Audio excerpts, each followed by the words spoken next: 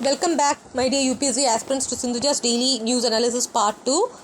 So today we will be discussing about the plans to tackle plastic waste, that particular topic in this session. See, the Plastic Waste Management Amendment Rules, which was notified by the Centre based on the intensity of the pollution or severity of the pollution caused by plastic articles of everyday use, particularly those that have no utility beyond a few minutes or hours. Why this decision came? It came as a part of the recommendations made by an expert group constituted by the Department of Chemicals and Petrochemicals 2 years ago. Now, you might be knowing, based on a theme that PM Modi ji addressed on World Environment Day, India won praise globally in the year 2018 for what he stated as it would eliminate all single-use plastic by 2022. Why this goal has been lacking? Due to inability to achieve policy coherence. So, what is this pollution waste problem around the globe? Let's look in detail. See, in the year 2018, an award was got by the PM of India, the award of Champions of the Earth, for pledging to eliminate all single-use plastic by 2022. Currently, the Plastic Waste Management Rules 2016 prohibits manufacture, import, stocking, distribution, sale and use of carry bags and plastic sheets less than 50 microns in thickness in the country. Only 9% of the plastic waste produced between 1950 and 2015 was recycled globally as a part of the study conducted by researchers from University of California. Out of the 9%, only 10% was recycled more than once. India is committed to take action for mitigation of pollution caused by littered single-use plastics. Let's look in detail what this Plastic Waste Management Amendment Rules 2021 is all about. Who notified this particular rules? It was Environment Ministry. What are the rules about? These rules prohibit specific single-use plastic items which have low utility and high littering potential by 2022. As per this, the permitted thickness of the plastic bags, currently 50 microns, will be increased to 75 microns from 30th September 2021 and to 120 microns from the 31st December 2022. Plastic bags with higher thickness are more easily handled as waste and have higher recyclability. At the policy level, you might be knowing the concept of EPR. What is EPR? Extended Producer Responsibility, which of course was mentioned under the 2016 rules, which has to be promoted. What is EPR? EPR is a policy approach under which producers are given a significant responsibility, financial or physical, for the treatment or disposal of post-consumer products. Who monitors such ban? The Central Pollution Control Board along with the state pollution bodies will monitor the ban, identify violations and impose penalties already prescribed under EPA Act 1986. What is EPA? Environmental Protection Act. So the Central Pollution Control Board has reported that 22 states in the past announced a ban on single-use plastic, but this has had little impact on the crisis of waste stocking wetlands and waterways and being transported to the oceans to turn into microplastic. Now, what are the reasons we should ban the single-use plastic? First one, state governments have felt no compulsion to replace municipal contracts where companies are paid for haulage of mixed waste with terms that require segregation and accounting of materials. India's policies on environmental regulation are discordant, lofty on intent, but feeble on outcomes, and plastic waste is indifferent. See, plastic is so cheap and convenient that it has replaced all other materials from the packaging industry, but it takes hundreds of years to disintegrate. If we analyze the data, out of 46 million tons of plastic waste generated every year in our country, 43% is single-use plastic. At about 34 lakh tons generated in 2019-20, India has a staggering annual volume of plastic waste, of which about 60% is recycled. Now, how can we reduce all these things? See, to encourage innovation and development of alternatives to identify single-use plastic items and digital solutions to plastic waste management, the India Plastic Challenge Hackathon 2021 has been organized for students of higher education institutions and startups recognized under Startup India initiative. See, as consumers, we should ensure that all plastic waste leaving our homes is segregated and is not contaminated with food waste. Third suggestion is managing plastic waste requires effective knowledge not only among those who produce the plastic but also among those who handle it. Citizens have to bring behavioral change and contribute by not littering and helping in waste segregation and waste management. The brand owner and manufacturer should try and understand the fates of a plastic packaging material would meet after its purpose of packaging has been served. Thus, I would like to conclude that patchy regulation has led to prohibited plastic moving across state borders. Microplastic is already found in the food chain and governments must act responsibly to stop the scourge. Considerable amounts of plastic waste cannot be recycled due to the lack of segregation, leading to incineration, while mixing newer types of compostable plastic will intensify the problem. The centre has adopted a broad ban which further pollution must end. So that was regarding today's article. Now I would like to add on certain extra points on EPR, though I mentioned what is EPR inside my editorial analysis still. See, like all policy approaches regarding the environment, extended producer responsibility has its share of advantages and disadvantages. Before that, once again, I would like to remind you what EPR is. Extended producer's responsibility is essentially the use of financial incentives to encourage manufacturers to design environmentally friendly products by making producers accountable for the product management during end stage consumption. See, extended producers responsibility or EPR is done through reuse, buyback or recycling. Now the advantages of these are, as EPR policy becomes more mainstream, it puts more pressure on countries that export e-waste.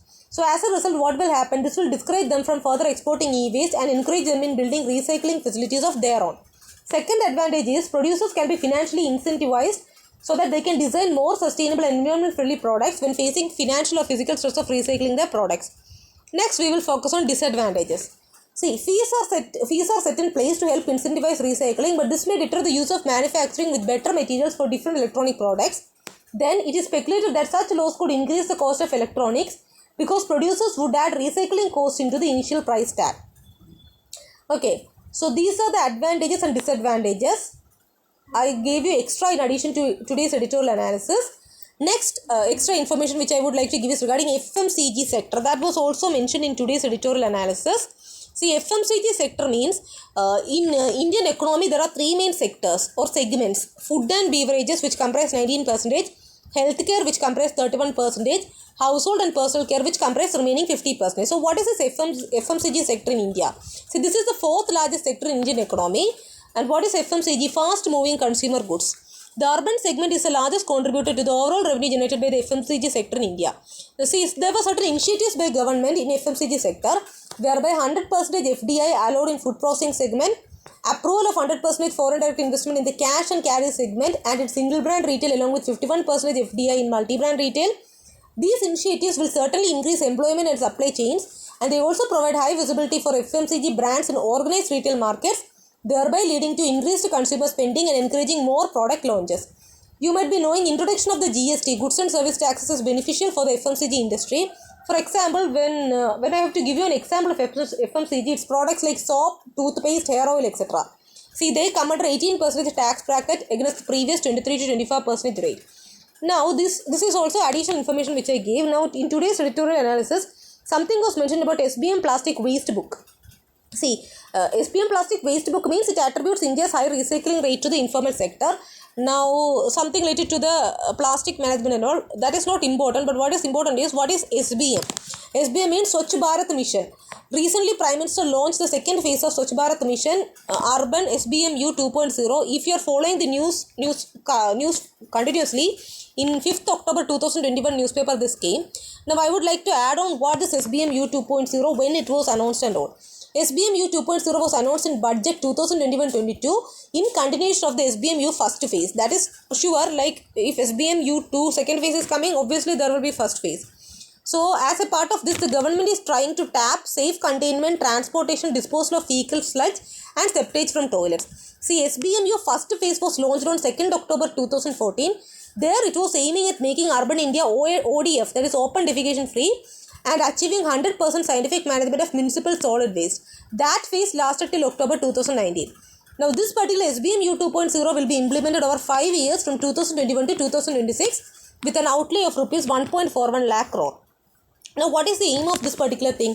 It focuses on source segregation of garbage, reduction in single-use plastic and air pollution by effectively managing waste from construction and demolition activities, and bioremediation of all legacy dump sites. So the first was focusing on sanitation point. This was focusing on which one? The second phase is focusing on single-use plastic. Then mission outcomes. The earlier ones, first phase mission outcomes were all statutory towns will become ODF plus certified. ODF 1 single plus certified means it focuses on toilets with water, maintenance and hygiene. All statutory towns with less than 1 lakh population will become ODF plus certified. Double plus certified means it focuses on toilets with sludge and septage management. And 50% of all statutory towns with less than 1 lakh population will become water plus certified. That means it aims to sustain toilets by treating and reuse of water. So all statutory towns will be at least 3-star garbage free rated as per MOHUA star rating. MOHUA means your Ministry of Housing and Urban Affairs star rating protocol for garbage free cities and bioremediation of all legacy dump sites. Now, what was the progress which was made under SBMU phase 1, the first wala phase? Let's discuss. 4,324 urban local bodies were declared ODF, open defecation free, which has been made possible through the construction of more than 66 lakhs individual household toilets and over 6 lakh community or public toilets, far exceeding the mission's targets. There were certain digital enablements at Swachhata app The digital grievance redressal platform, which was introduced by, who introduced this by? Mohuva, Ministry of Housing and Urban Affairs in 2016. They have reinvented the way in which citizen grievance redressal is managed. Then the Swachh Sarvekshan, you must be all knowing, the world's largest urban cleanliness survey, which covered over 4,000 urban local bodies, was also initiated under SBM Urban in the year 2016. So, though I finished the editorial analysis few minutes back, EPR, FMCG and this SBMU, what all these things in a detailed way I have given you. Hope this session is informative. Why I gave you in this lengthy description is, if at all you are appearing for means, these points become handy from your ecology paper. If at all you need regarding some topics regarding waste management, so you can utilize all these points to make an impressive answer inside ecology paper. And in prelims perspective also these things can come, the chota bits of info from here and there. So hope this session was informative and interesting. If this session was informative and interesting, please don't just watch and go. Please press the like button and please do press the bell icon so that you will get the notifications then and there. Thanks for watching the part 1 and part 2 sessions of Sindhuja's Daily News Analysis. Keep on supporting me like this. Stay safe. Take care. Bye-bye.